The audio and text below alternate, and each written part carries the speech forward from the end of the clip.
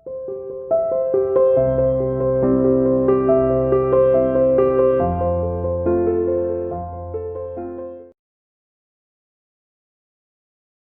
बार फिर आप सभी का स्वागत। आज बेटा हम बात करेंगे समकालीन विश्व में अमेरिकी वर्चस्व की, ठीक है ना, the hegemony of US in world politics. इसमें बात होगी कि कैसे विश्व के अंदर जैसे ही सोवियत रूस का विघटन हो जाता है 1991 के दौरान, कैसे अमेरिका एक अपने आप में एक military, in terms of military power, सैनिक शासन, सैनिक सत्ता के रूप में, या फिर इकोनॉमिक पॉइंट ऑफ व्यू से सॉफ्ट हार्ड, किस तरह से ये देश अमेरिका विश्व के अंदर एक ताकतवर देश के रूप में उभरता है। ताकतवर तो पहले से ही है, लेकिन इससे पहले क्या था, विश्व के अंदर दो बड़े ताकतवर देश थे, एक तरफ सोवियत रूस और दूसरी तरफ अमेरिका। अब 1991 के अंदर 1991 के दशक टाइम पीरियड में, 1991 में जैसे ही सोवियत संघ का विघटन हो जाता है, वो अन्य 14 देश उससे 14 उसके जो प्रांत है अलग होकर एक देश का दर्जा जिनको मिल जाता है, तब अमेरिका विश्व के अंदर एक अकेला ताकतवर देश बन रह जाता है। और आज के इस टॉपिक में हम बात करने वाले हैं कैसे अमेरिका का वर्चस्व देश के अंदर पूरे विश्व की कम्युनिटी के सामने अमेरिका ने अपना वर्चस्व दिखाया। देश में एक यूएनओ जैसी एक संस्था है, यूनाइटेड नेशन ऑर्गेनाइजेशन, जिसको संयुक्त राष्ट्र के नाम से जानते हो। अंतरराष्ट्रीय स्तर पर जब भी कोई देश अगर किसी दूसरे देश के ऊपर हमला करता है तो कहते हैं कि कहीं ना कहीं यूएनओ को कॉन्फिडेंस में ले लिया जाता है, तब ही वो ऐसा कर सकते हैं, क्योंकि सभी देशों के बीच में एक मैत्रीपूर्ण संबंध बने रहे। ये भी एक यूनाइटेड नेशन या संयुक्त राष्ट्र का संघ का एक उद्देश्य है। तो कहीं ना कहीं ये उस पीरियड की हम बात करेंगे जिस पीरियड में संयुक्त राष्ट्र संघ अपने आप में एक कह सकते हो कि मतलब शांत बैठा रहा, और अमेरिका का दबदबा पूरे विश्व के अंदर, ये बात करें हम 1991 से लेकर और 2003 तक के बारे में बात करें, कैसे अमेरिका ने अपनी सैनिक ताकत का इस्तेमाल करते हुए विश्व के अंदर अपने वर्चस्व को, अपने कह सकते हो विजय पताका को लहराया।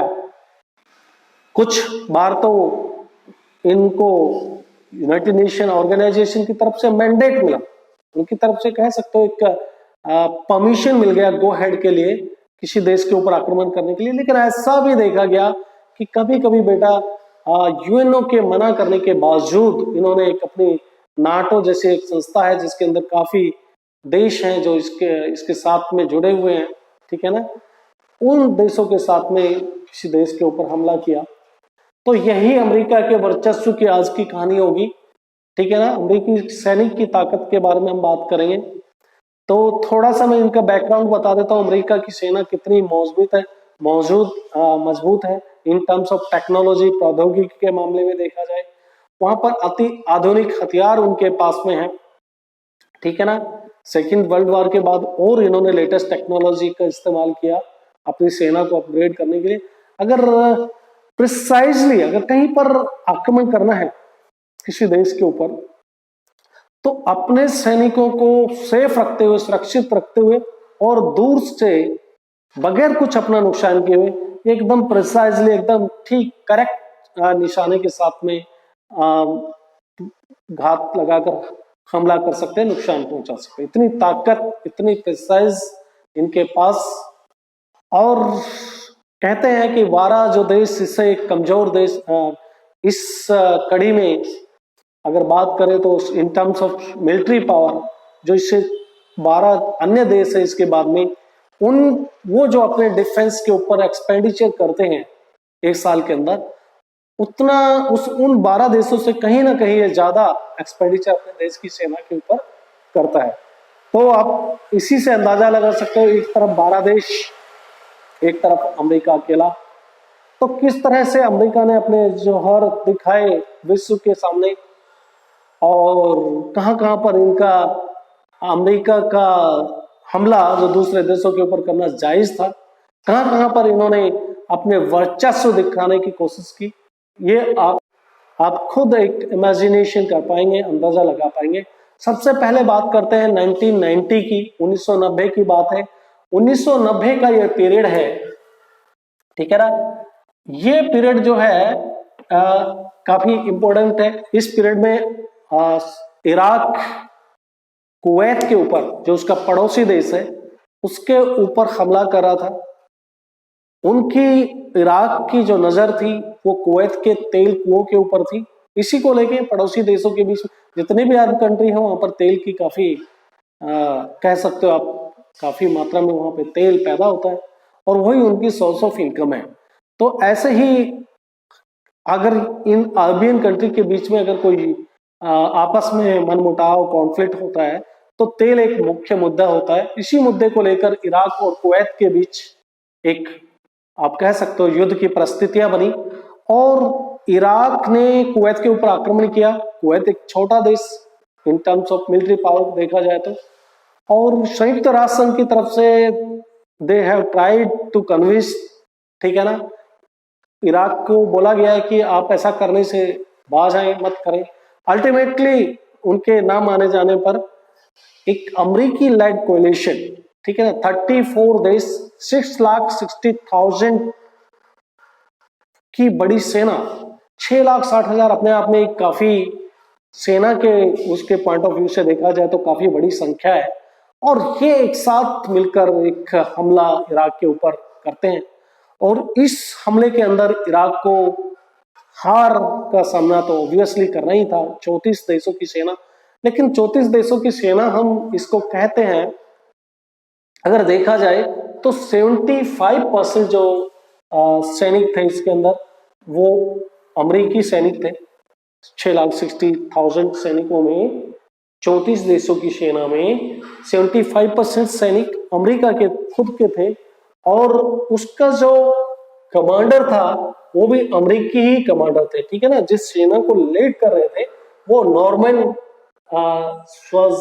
श्वार्ज़काउ थे, ठीक है ना, नॉर्मन श्वार्ज़काउ, जिन्होंने लीड किया इस अमेरिकी कोalition को। और उस पीरियड में अमेरिका के राष्ट्रपति, बहुत ही इंपॉर्टेंट है आपको याद रखना, 1990 के दशक में जब इराक के ऊपर हमला किया गया अमेरिकी लेड कोalition ने, जिसको हम एक ऑपरेशन डेजर्ट स्टॉर्म के नाम से जानते हैं, ये भी भूलने वाली बात नहीं है, जो प्रथम खाड़ी युद्ध और ऑपरेशन डेजर्ट स्टॉर्म के नाम से इसको जानते हैं, क्योंकि इराक अपने आप में काफी डेजर्ट का एक इलाका है। यहाँ पर अमेरिकी लेड कोalition ने प्रौद्योगिकी का इस्तेमाल किया, प्रौद्योगिकी मतलब इन टर्म्स ऑफ टेक्नोलॉजी का लेटेस्ट का इस्तेमाल किया और स्मार्ट बम का इस्तेमाल हुआ, ठीक है ना।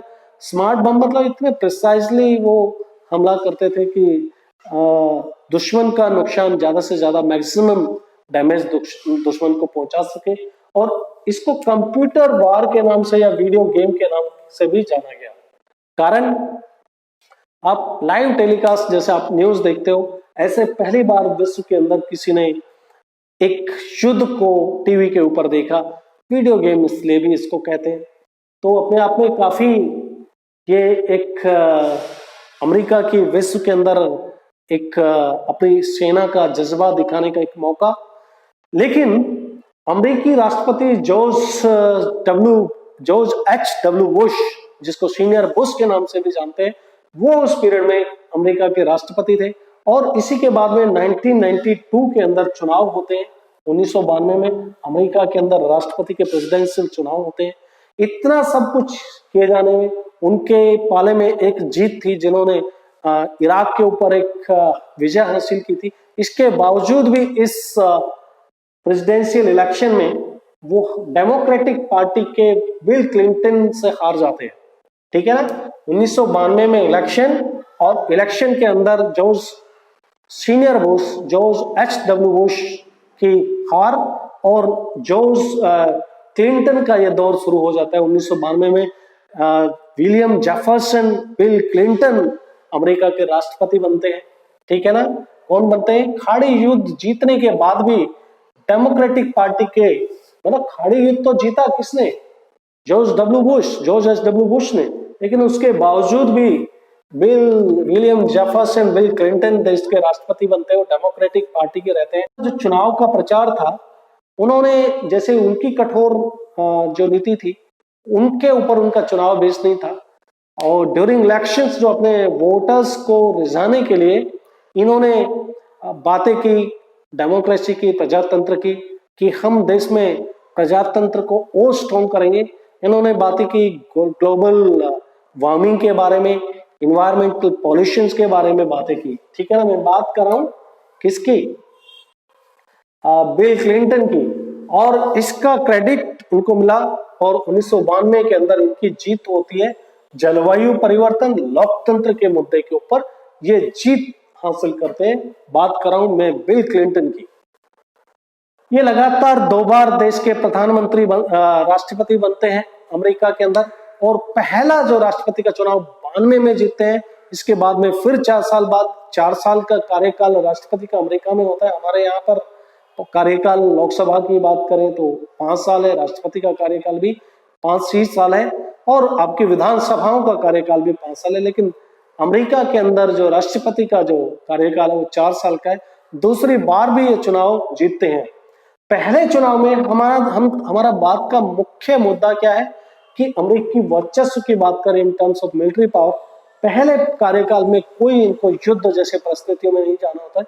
अगर इनके सामने इस तरह की परिस्थितियां आई है तो भी इन्होंने भी अपने कठोर पावर का इस्तेमाल किया है। चाहे चुनाव में इन्होंने लोकतंत्र, जलवायु परिवर्तन की बात की हो, इन्होंने कठोर राजनीति की बात नहीं की हो जैसे कि जॉर्ज एच डब्ल्यू बुश बात करते थे, लेकिन उन्होंने कठोर उभर कर भी निकले। कैसे? 1996 की दूसरी जीत के बाद में तुरंत 1998 में इनको जैसा कि आप जानते हो नैरोबी एम्बेसी है, ठीक है ना, केन्या की एक शहर है जहां पर नैरोबी के अंदर इनकी दूतावास है। या फिर तंजानिया में दार इस्लाम की बात करें, दार इस्लाम याद रखना है, तंजानिया में दार इस्लाम है। यहां पर जो अलकायदा के आतंकवादी संगठन है, ये दोनों एम्बेसीज को, यूएस के एम्बेसीज को एक आतंकवादी हमला होता है, और इसमें हमले में इसका जवाब देने में अमेरिका के राष्ट्रपति बिल क्लिंटन किसी तरह से पीछे नहीं रहते हैं। और शक की सुई उस टाइम अलकायदा के ऊपर जाती है, और अलकायदा में भी स्पेशली उनका ध्यान, फोकस अफगानिस्तान और सूडान के ऊपर रहता है। और फिर एक ऑपरेशन, बोलिएगा नहीं, ये जो सैनिक कार्रवाई 1998 में हुई, इसको ऑपरेशन इनफाइनाइट रीच के नाम से जानते हैं, ठीक है ना। इनफाइनाइट रीच ये ऑपरेशन चला जो अलकायदा के अगेंस्ट में था, और अलकायदा भी 2 देशों के बीच, अलकायदा कौन कौन, सूडान और अफगानिस्तान में अलकायदा को नुकसान पहुंचाने के लिए उनके ऊपर इनको लग रहा था कि आतंकवादी संगठन इसका हाथ है, तो ये ऑपरेशन इनफाइनाइट रीच चलाया गया जिसमें उनको नुकसान पहुंचाया गया। इसके तुरंत बाद 1999 में फिर एक अमेरिका सैनिक कार्रवाई करता है, और इस बार ये यूगोस्लाविया के विरुद्ध सैनिक कार्रवाई होती है।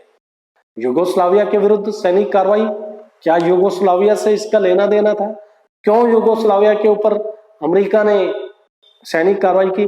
इसके बारे में थोड़ा बात कर लेते हैं। यूगोस्लाविया का एक कोसोव प्रांत है, और कोसोव के अंदर अल्बेनियाई जो वहां की एथनिक ग्रुप है, अल्बेनियाई है, जो यूगोस्लाविया की बाकी पॉपुलेशन से अलग आप कह सकते हो उनकी रेशियल कम्युनिटी है। यहाँ पर इनके साथ जो यूगोस्लाविया के जो राष्ट्रपति है वो काफी बायस थे, इनके साथ में काफी आप कह सकते हो कि अत्याचार किया जा रहा था। और उस पीरियड में स्लाबोदेन मिलोसेविच राष्ट्रपति थे यूगोस्लाविया के। मैं बात कर रहा हूँ 1999 की। अमेरिका अपने आप में एक अमेरिकी नेतृत्व में फिर नाटो के देश मिलकर, नाटो एक सैनिक संगठन है, आपसे कई बार बातें हो चुकी हैं, अमेरिका के ऊपर एक हमला, अमेरिका यूगोस्लाविया के ऊपर हमला करता है, और वहां पे यूगोस्लाविया के जो राष्ट्रपति है उनको पद से हटा दिया जाता है। और इसी के साथ यूगोस्लाविया के अंदर भी अमेरिकी सेना का वहां पे संगठन काम करने लगता है। तो ये बात तो हुई 1999 की, 1999 की। 1999 के पीरियड में भी विलियम जेफरसन, बिल क्लिंटन ही देश के राष्ट्रपति थे। तो उन्होंने उनके पीरियड में 2 सैनिक कार्रवाई, इनफाइनाइट रीच के नाम से जाना जाता है, ठीक है ना। दूसरा यूगोस्लाविया के प्रांत कोसोवो में, जहां पे अल्बेनियाई पॉपुलेशन के साथ अत्याचार हो रहे थे, वहां पर किया गया, ठीक है ना। उनको सुरक्षित रखने के लिए किया गया अमेरिकी हमला। फिर हम बात कर लेते हैं, इनका पीरियड कार्यकाल खत्म हो जाता है और जॉर्ज एच.डब्ल्यू. बुश के पुत्र, ये अमेरिकी राष्ट्रपति जो 1990 में थे, इनके पुत्र फिर विलियम जेफरसन के 2 कार्यकाल के बाद में वो देश के राष्ट्रपति बनते हैं, ठीक है ना, अमेरिका के। और उनके कार्यकाल में एक बड़ा हमला होता है यूएस के ऊपर, यूनाइटेड स्टेट ऑफ अमेरिका के ऊपर। आप जैसा कि जानते हो, यूनाइटेड स्टेट ऑफ अमेरिका में वर्ल्ड ट्रेड सेंटर का तो आपने बात सुना होगा, एक अपने आप में काफी बहुमंजिला इमारत, और इसके दोनों तरफ से, नॉर्थ एंड साउथ से आतंकवादी गुट, फिर अलकायदा के ऊपर ही शक की सुई, और ये आतंकवादी गुट के लगभग 19 सदस्य बताते हैं। इन 19 सदस्यों ने 4 विमान, 4 हवाई जहाज, एयरक्राफ्ट अमेरिका के हाईजैक किए, उनको अपने नियंत्रण में ले लिया, और फिर उससे वर्ल्ड ट्रेड सेंटर को दोनों तरफ से, आप कह सकते हो, स्ट्राइक करते हैं, और वर्ल्ड ट्रेड सेंटर की जो बिल्डिंग है वो धराशायी हो जाती है। बड़े एक अमेरिका जैसे देश के ऊपर आतंकवादी संगठन का इतना बड़ा हमला पहले कभी नहीं देखा गया। तो यहीं पर खत्म नहीं होता है, ये तो 2 एयरक्राफ्ट की हम बात कर रहे हैं, इसी के साथ में उनकी जो डिफेंस डिपार्टमेंट की बिल्डिंग थी पेंटागन में, वहां पर भी एक हमला होता है, ठीक है, एयर स्ट्राइक। और चौथा जो हमला है हवाई जहाज के थ्रू, वो उनकी जो कांग्रेस की जो बिल्डिंग है उसके ऊपर करने की कोशिश की जाती है, लेकिन वो पेंसिल्वेनिया एक जगह है अमेरिका के अंदर, वहां पर वो खेत के अंदर वो एयरक्राफ्ट गिर जाता है, नहीं हो पाता है। तो अमेरिका के लिए सबसे बड़ा, मतलब एक अमेरिका की कह सकते हो कि उनकी औकात, एक मतलब उनको, उनके वर्चस्व को डाउन करने की बहुत तगड़ी साजिश कह सकते हो आतंकवादी संगठन की। और इस हमले के बाद अमेरिका ने दूसरे देशों से समर्थन मांगा, और इसके खिलाफ इसको 9/11 की घटना के नाम से जाना जाता है। जैसा कि आप जानते हो, अमेरिका के अंदर महीना पहले लिखा जाता है और फिर इसमें डेट लिखी जाती है। तो सितंबर का महीना और 11 की तारीख और 2001 का साल था, जब यह आतंकवाद का विश्वव्यापी युद्ध, फिर वर्ल्ड ट्रेड सेंटर के बाद में इन्होंने एक विश्वव्यापी वर्ल्ड लेवल के ऊपर एक युद्ध आतंकवाद के खिलाफ छेड़ा गया। और इस युद्ध में बहुत सारे देश अमेरिका के साथ हुए, और जॉर्ज डब्ल्यू बुश, जैसे कि मैंने कहा, वो काफी कठोर बात कर सकते हो राजनीति करते थे। कठोर राजनीति का मतलब अपनी सेना का उपयोग ज्यादा से ज्यादा करना, और उन्होंने ऑपरेशन एंडोरिंग सक्सेस चलाया। ऑपरेशन एंडोरिंग सक्सेस आतंकवादी गुटों के खिलाफ ये एक ऑपरेशन, जिसमें आप कह सकते हो कि अफगानिस्तान का जो तालिबान शासक थे उनके खिलाफ इनकी जो शक की सुई थी कि जो 9/11 की जो घटना है इसमें आतंकवादी संगठन अलकायदा शामिल है, और सॉरी, आतंक और अफगानिस्तान का इसमें हाथ है। तो इसीलिए अफगानिस्तान के अंदर घुसकर, या किसी भी देश में जो तालिबानी आतंकवादी ग्रुप मिले, अमेरिका ने बगैर किसी दूसरे देश से कोई परमिशन लिए, एक इंटरनेशनल नॉर्म्स भी होते हैं कि आप दूसरे देश के अंदर वहां की सरकार के बगैर परमिशन उनके नागरिकों को नहीं अरेस्ट कर सकते। उनको पूछताछ के लिए अरेस्ट किया गया, और क्यूबा के पास में एक ग्वांतानामो जगह है जहां पर ले जाकर उनको पूछताछ, कड़ी पूछताछ, और जिसमें यूएन तक को भी वहां जाने की परमिशन नहीं दी गई। तो इस तरह से अमेरिका के हमने कई सारे जो वर्चस्व के बारे में, जो in terms of military power बात की। लास्ट में हम 2003 की बात करते हैं। अमेरिका ने एक बार तो अमेरिका ने इराक के ऊपर 1990 में हमला किया, ठीक है ना। इसको हम खाड़ी युद्ध के नाम से जानते हैं। या फिर ऑपरेशन डेजर्ट स्टॉर्म के नाम से जानते हैं। प्रथम खाड़ी युद्ध या फिर ऑपरेशन डेजर्ट स्टॉर्म। फिर अमेरिकी राष्ट्रपति ये किसने किया? जॉर्ज डब्ल्यू बुश के कार्यकाल में, सीनियर बुश के। लेकिन फिर दूसरा हमला फिर 2003 में होता है, जिसको ऑपरेशन, इस हमले को ऑपरेशन इराकी फ्रीडम का नाम दिया गया।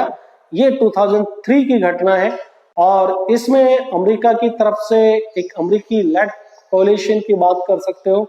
इन्होंने अमेरिका के अंदर ऐसा शक जताया, विश्व की जो बिरादरी है, वर्ल्ड के जो दूसरे कंट्रीज हैं, उनको ये बोला गया कि अमेरिका के पास वेपन्स ऑफ मास डिस्ट्रक्शन है, यानी कि एक साथ में बहुत बर्बादी हो सकते हैं, ऐसे परमाणु हथियार अमेरिका के पास है। और इस बात का एक्सक्यूज लेकर अमेरिका के ऊपर हमला किया गया। लेकिन जब हमला किया उसके बाद में देखा गया कि वहां पर वेपन ऑफ मास डिस्ट्रक्शन नहीं मिले, यानी कि कोई परमाणु हथियार अमेरिका में नहीं मिले। लेकिन सद्दाम हुसैन का शासन था उस पीरियड में, वहां पर सद्दाम हुसैन अभी भी बने हुए थे, पहले से लेकर अभी तक सद्दाम हुसैन का ही शासन था वहां पर। सद्दाम हुसैन अपने आप में एक ताकतवर राष्ट्रपति या तानाशाह कह सकते हो, और वो जल्दी ही से हार नहीं मानने वाले थे। लेकिन एक अमेरिका जैसे ताकतवर देश के सामने आखिर उनकी सेना को नतमस्तक होना पड़ा। और अमेरिका ने अपने आप में कह सकते हो कि इसके पीछे की जो राजनीति थी वो कुछ और ही थी। कहा था वेपन ऑफ मास डिस्ट्रक्शन के बारे में, लेकिन इनके पीछे उनका मकसद था वहां पर एक अपने चाहने वाली सरकार, अपनी इच्छा के अनुसार एक पप्पट सरकार बैठाना चाहते थे जो इनके कहने के अनुसार चले। और मुख्य मुद्दा तेल था, ताकि उनको तेल सस्ते रेट के ऊपर वहां से आप कह सकते हो कि इराक से उनको मिलता रहे। सद्दाम हुसैन का पतन हो गया, अमेरिकी सैनिक काफी मारे गए इस लड़ाई में, 3000 के लगभग अमेरिकी सैनिक भी मारे गए और 5000 के लगभग हम बात कर सकते हैं कि इराक के सैनिक मारे गए। लेकिन जो आम नागरिक है वो अपने आप में एक सबसे बड़ी जो दुखद घटना हुई। अमेरिका ने आम नागरिकों को इस लड़ाई में निशाना बनाया, जिसके अंदर बहुत सारे आम नागरिक कहते हैं कि इंटरनेशनल नॉर्म्स इस तरह के कि आप कोई भी देश जब दूसरे देश के ऊपर हमला करता है तो इस बात के बारे में 1000 बार सोचना होता है कि सिविलियन पॉपुलेशन टारगेट नहीं की जाए, उनको किसी तरह का नुकसान नहीं हो। लेकिन अमेरिका ने इन सभी चीजों का अनदेखी किया और इस पीरियड में काफी आम नागरिक मारे गए। और इस तरह से हम देखते हैं कि अमेरिका का वर्चस्व के बारे में हमने बात की, चाहे 1990 की बात की हमने, ठीक है, उसके बाद में 1990 के बाद में 98, 99, 2001 और 2003 तक सेना का वर्चस्व के बारे में बात की। इसके बाद में फिर मुलाकात करेंगे। बेटा ये जो चैप्टर है ये आपका मैंने कराने का पर्पज यही है कि एग्जाम्स आपके बिल्कुल 29 को आई थिंक है पॉलिटिकल साइंस के, और उसमें एमसीक्यूज इसमें से काफी बन जाएंगे। आप अपनी तरफ से रिवीजन कीजिए, कुछ तो आपको मेहनत करनी होगी। आप रेगुलर क्लास अटेंड नहीं कर रहे, कारण जो कुछ भी हो आप जानते हैं बेहतर। मैं इतना जरूर जानता हूं कि ये जरूर आपके भविष्य के ऊपर इसका असर पड़ने वाला है। किस तरह से आप अपने भविष्य को, अभी भी वक्त है, अभी भी संवार सकते हो। आज भी आप रेगुलर क्लासेस अटेंड करेंगे, लाइव क्लासेस और वीडियो रेगुलरली वॉच करेंगे, तो मैं एक भरोसा दिला सकता हूं कि आपको अच्छे नंबर के साथ अबव 80%, 85% में पास करा के 12th में ले जाऊंगा, बशर्ते कि आपका कोऑपरेशन, आपका सहयोग। मुझे पता है कि नहीं मिल रहा है, मुझे पता है कहीं पर नहीं मिल रहा है, 12th क्लास नहीं क्लासेस अटेंड कर रहे हैं, लेकिन आप जाग जाइए, जाग जाए तब सवेरा। आपका भविष्य के अंधकार को मिटाने के लिए जाग जाइए। आज आप मेहनत कर लीजिए, भविष्य में रिलैक्स कर पाएंगे। इसी के साथ आज का ये टॉपिक हम यहीं पर समाप्त करते हैं, फिर दोबारा मुलाकात होगी। मैं उम्मीद करता हूं ये वीडियो मेरा देखा जाए और इस वीडियो देखने के बाद में कुछ आपके दिमाग पर एक का पॉजिटिव असर देखा जाए और जग जाए आप हमारे साथ कनेक्ट हो जाएं, हो सकता है आपका भला हो जाए, पार ले जाएं आपकी गाड़ी। फिर दोबारा मुलाकात होगी, तब तक के लिए goodbye, stay home, stay safe. मत भूलिएगा वीडियो देखना, मत भूलिएगा लाइव क्लास अटेंड करना। Bye, stay home.